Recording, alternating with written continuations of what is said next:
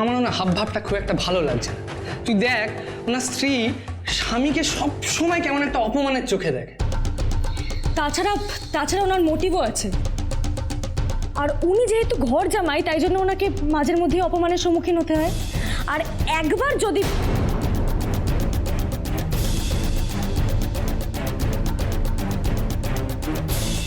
না মা, আসলে তোমরা কথা বলছিলে, আপনার ব্যাপারেই কথা বলছিলাম। আসলে আমরা জানি তো যে আপনার এই আড়ি পাতার অভ্যেসটা আছে, তাই একটা জেনুইন গেস করলাম যে আপনিই হবেন। বলুন। হ্যাঁ কিছু বলবেন তো বলুন। ও হ্যাঁ, ও অনেকক্ষণ হয়েছে গেছে, মানে আমি কি একটু গিয়ে দেখবো? মানে না, সেটা তো আপনি পারবেন না। কেন এসছেন বলুন? হ্যাঁ সেটাই জানতে এসেছিলাম, মানে যদি তোমরা পারমিশন দাও। মানে পারমিশন যে আপনি পাবেন না সেটা আপনি ভালো করে জানেন গৌতম বাবু। আপনি এখানে কিছু বলতে এসেছেন। কি বলতে এসেছেন? হ্যাঁ বলতে এসেছেন তো? না। তাহলে কিছু জানতে এসেছেন? কি জানতে এসেছেন? বলছি কিছু জানা গেল না, কিছু জানা যায়নি। জানা গেলে আপনি জানতে পারবেন। আপনি আসুন। ও আচ্ছা।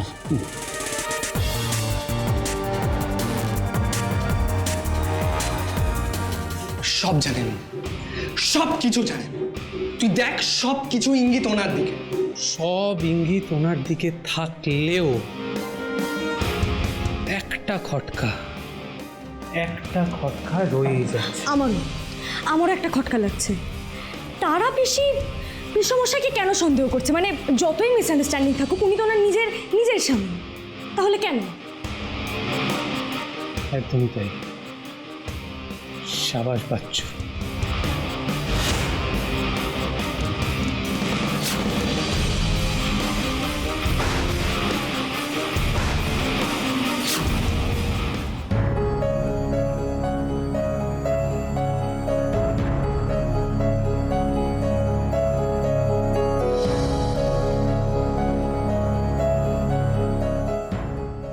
তারা পিসির ডাক্তারের কাছে এত সময় লাগছে কেন?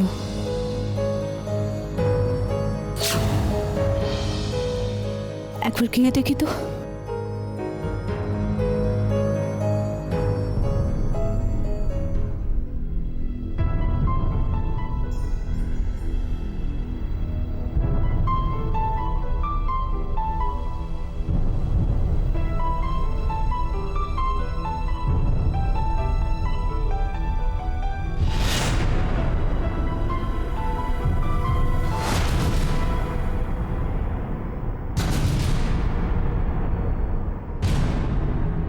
গাইনোকোলজিস্ট, কিন্তু তারা পিসি তো বলেছিল সাইকিয়াট্রিস্টের কাছে যাবে।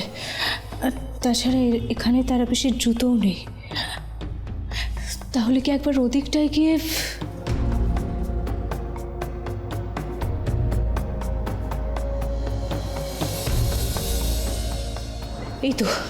এই তো তারা পিসির জুতো। ডক্টর অয়ন রায়, জেনারেল মেডিসিন। কিন্তু তারা পিসি তো বলেছিল তারা পিসি সাইকিয়াট্রিস্টের কাছে যাবে। তাহলে তারা পিসি জেনারেল মেডিসিনে কি করছে? একবার নক করব।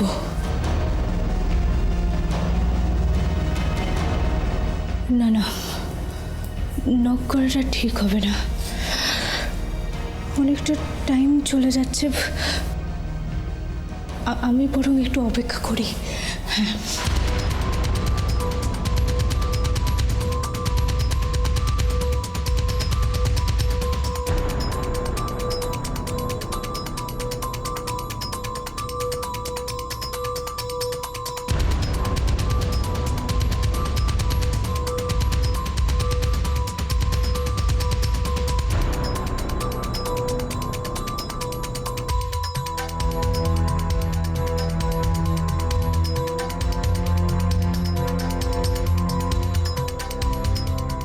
অনেকটা সময় পেরিয়ে গেল, তাও তারা পিসি বেরোচ্ছে না কেন?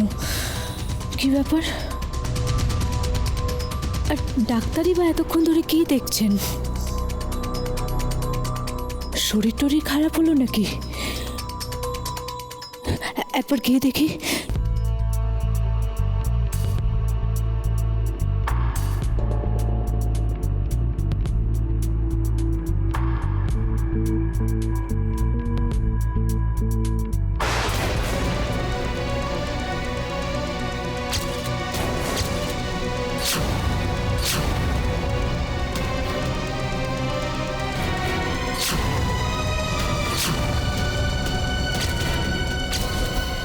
কান খোলা রাখতে হবে, চোখ কান খোলা রাখতে হবে।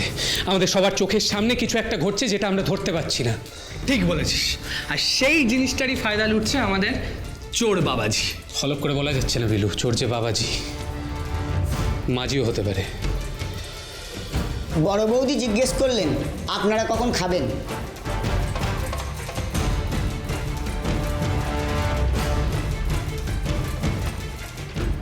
আরে পরেশদা, আসুন ভেতরে আসুন, ভেতরে আসুন, ভেতরে আসুন। আমার বোন তো বাইরে গেছে, ও ফিরুক, আমরা সবাই মিলে তারপর একসঙ্গে খাবো। আপনি বসুন না। একদমই, হ্যাঁ বসুন। আমি হ্যাঁ তুমি বসো। বসো, বসুন বসুন বসুন বসুন, উপরে উপরে বসুন। না না না,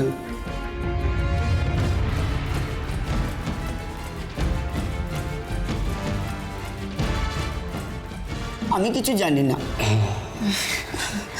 আচ্ছা, একটা ছোট্ট প্রশ্ন করছি, সোজা সাপটা উত্তর হবে। এই বাড়ির লোক সবাই কেমন?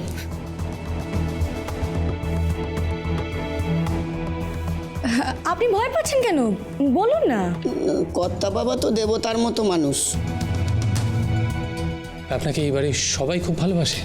হ্যাঁ, বড় বৌদি আর বড় দাদা তো আমাকে ভাইয়ের মতো মনে করেন। আমাকে সবাই ভালোবাসেন, কিন্তু ওরা একটু বেশি। আর আপনার দিদিমণি এবং আপনার জামাইবাবু? ওরা বিশেষ খুব একটা ভালোবাসে না, তাই না? না না, দিদিমণি আমাকে কত ভালোবাসেন, খুব বড় মন। ডাম্বল দাদা আর ওই গুগলি দিদির জন্য আনা চকলেট আমাকে দেয়, আমি ভালোবাসি তো, তাই লুকিয়ে লুকিয়ে। আর জামাইবাবু?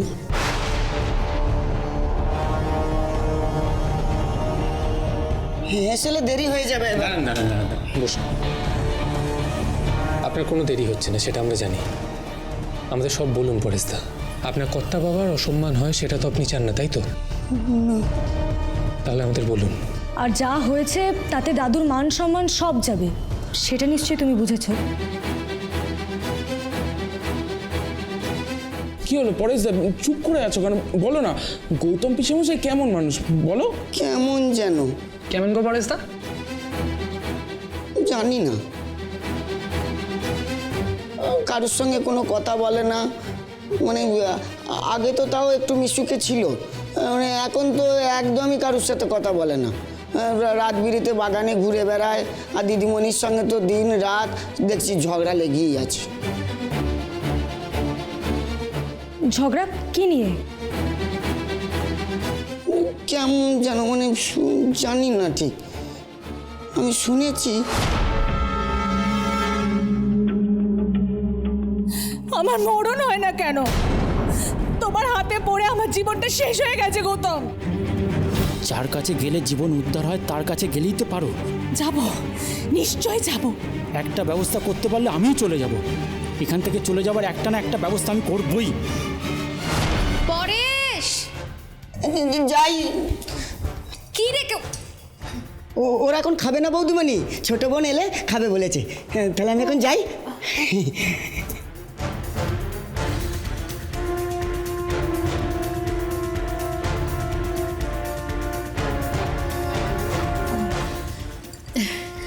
পরেশ কি বলছিল তোমাদের? কিছু না, মানে সেরকম কিছুই বলছিল না। আচ্ছা পিসি, আমাদের একটা কথা বলুন তো, বলছি গৌতম বাবু আর তারা দেবীর সম্পর্ক কেমন?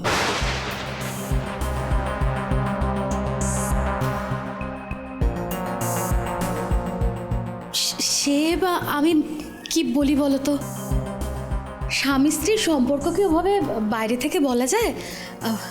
তোমাদের খাবার ব্যবস্থা করেছিলাম, ঠান্ডা হয়ে যাচ্ছে তো খাবারটা, যদি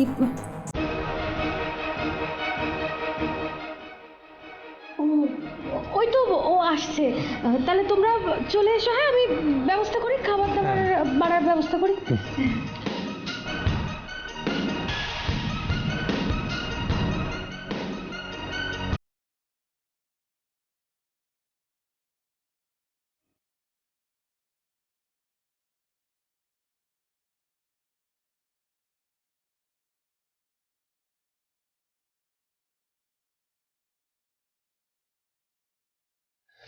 তাড়াতাড়ি আয়। কি বুঝলি? বলছি বাবলুদা।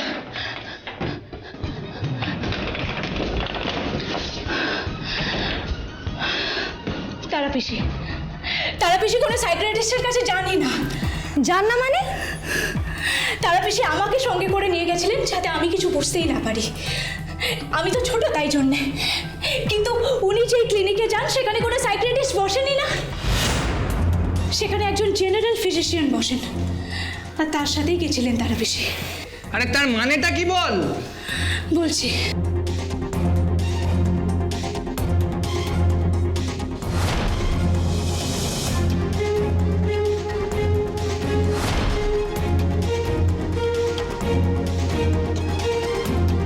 তারপর কি দেখলি বল? সেখানে গিয়ে কি দেখলি?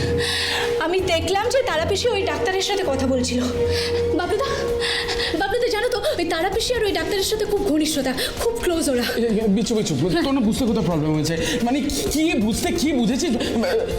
আরে না রে বাবা, আমি ঠিক বুঝেছি, যা বুঝেছি আমি ঠিক বুঝেছি। আমার চোখ কখনো কিছু এড়ায় না। ওই ডাক্তারের নাম ছিল অয়ন। তারাপিসি তার সাথেই কথা বলছিল। তারপর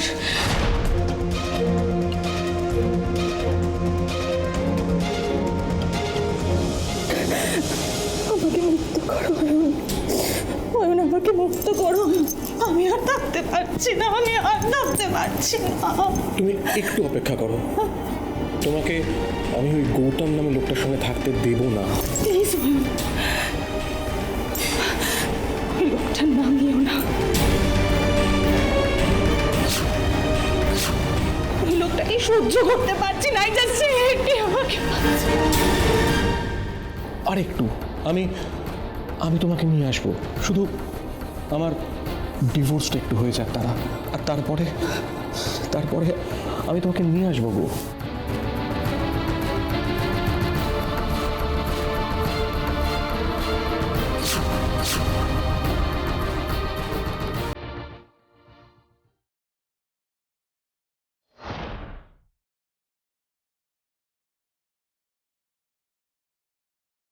তারাপিসি অনেকক্ষণ ধরে আসছেন না দেখে আমি এদিক ওদিক তাকাতে থাকি। তারপর চেম্বারের সামনে চটি দেখেই আমি চোখ রাখি দরজার উপর। তারপর সেখান থেকেই তারাপিসি বেরিয়ে আসেন।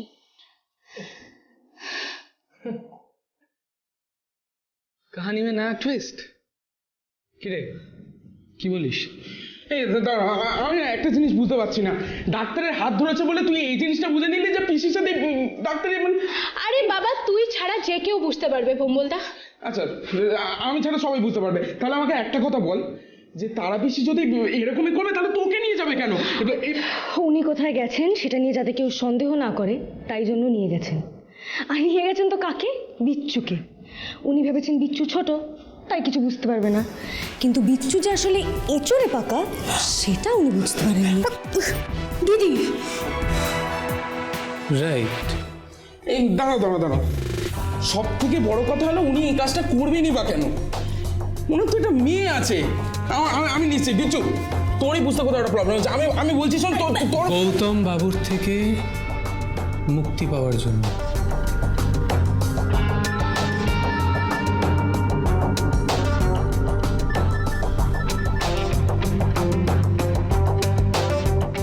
হ্যালো, মূর্তি আজ রাতেই পাচার হয়ে যাবে, রাত ঠিক 2টো। হ্যালো, কে বলছেন? হ্যালো,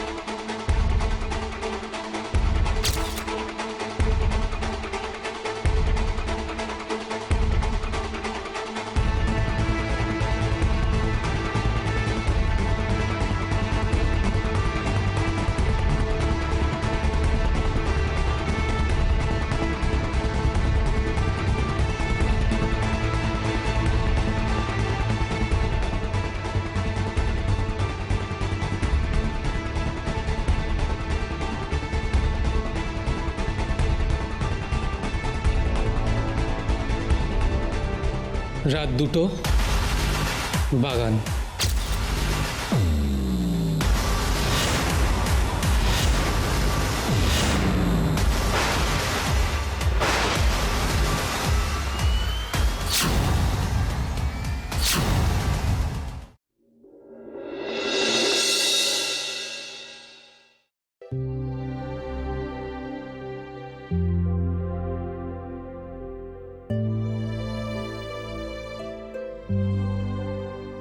ও দাদু, আর কত ম্যাথ করব? ভালো করে পড়াশোনা করো দিদি ভাই, বড় হতে হবে, নিজের পায়ে দাঁড়াতে হবে। দেখো দাদু, রাম্বেল কিন্তু আজ পড়তে এলো না। এ ভারী অন্যায়। অন্যায় কিনা বলো তুমি? তুমি পড়াশোনা করো, আমি ওকে বকে দেবো।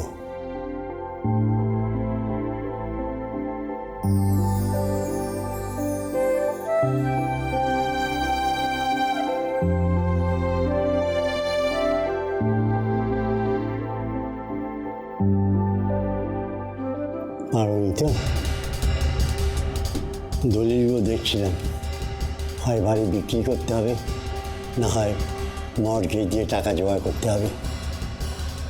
দাদু আজকে রাত্রে জবনিকা পতন হবে। এগুলো দেখি। এগুলো আপনি ভেতরে ঢুকিয়ে রাখতে পারেন।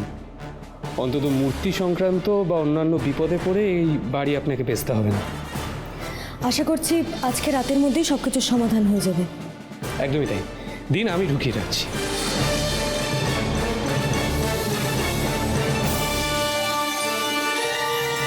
যান দাদু, আপনি ফাইলটা যত্ন করে আলমারিতে রেখে দিন।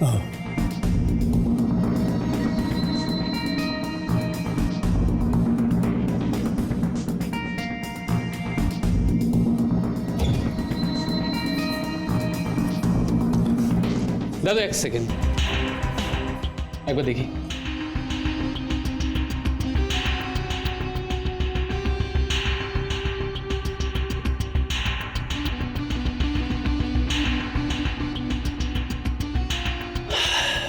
সব অঙ্ক মিলে যাচ্ছে, শুধু একটা খটকা রয়ে যাচ্ছে।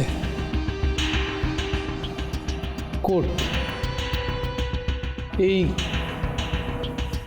কোডটা তো কারোর জানার কথা নয়। বাবলুদা, এক যদি না এই কোড কেউ কোনোভাবে আগে থেকে জেনে থাকে। আরে বাবা, দাদু তো বললো যে দাদু ছাড়া কোডটা কেউ জানে না।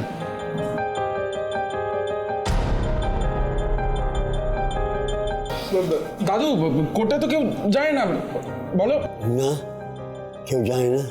আরেকটা জিনিস কিন্তু হতে পারে, এই বাড়িতে দুজন আছে যারা আইটি সেক্টরে কাজ করে, তাই এই কোড ক্র্যাকের ব্যাপারটা কিন্তু এড়িয়ে যাওয়াটা উচিত হবে না।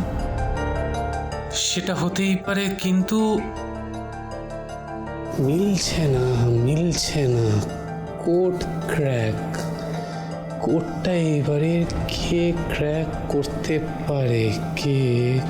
কোড ক্র্যাক করা আমার বাঁ হাত কা খেল। আমি বড় হয়ে ভম্বল দাদার মতোই হব। ডাম্বেল। রাইট, একদম ঠিক। ভম্বল ডাম্বেলকে ডেকে নিয়ে আয়। আরে দাঁড়া, ডাম্বেলকে ডেকে নিয়ে ডাম্বেল হাজির। আচ্ছা ডাম্বেল, তুমি তো আঙুল নাড়া থেকে বলে দিতে পারো কার ফোনে কি পাসওয়ার্ড, তাই তো? বেশ, আর কি পারো? আর কাউকে বলবে না তো? না, বলবো না। আমি না পরীক্ষার সময় পাশে বা উল্টো দিকে কে কি লিখছে হাত নাড়া দেখে বুঝে যেতে পারি। আচ্ছা ডাম্বেল, তুমি আর কি পারো? মুখ নাড়া দেখেও বুঝে যেতে পারি। বেশ dumbbell, 1 second.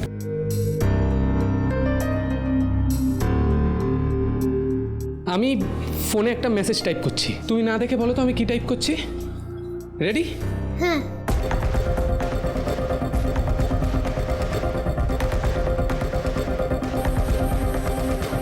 Dumbbell is a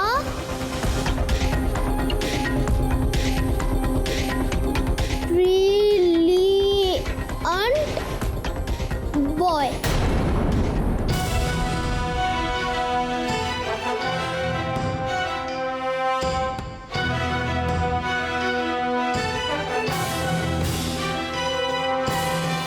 আচ্ছা ডাম্বেল, তুমি কখনো কোনো লকার বা কোনো সিন্ধুকের কোড ক্র্যাক করেছো? মানে যেমনভাবে তুমি ফোনের কোড ক্র্যাক করো। সিন্ধুক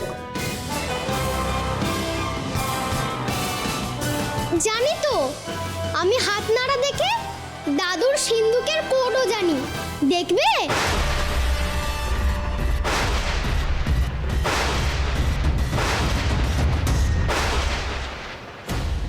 দেখবো দেখবো দেখবো দেখবো, এক্ষুনি দেখবো। দাদু দাদু সিন্ধুকের চাবিটা। নামেল এদিকে এসো।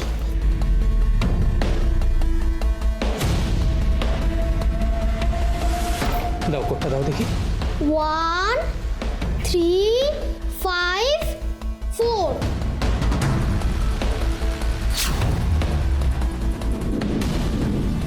হ্যাঁ, এই যে তো আমার নম্বর।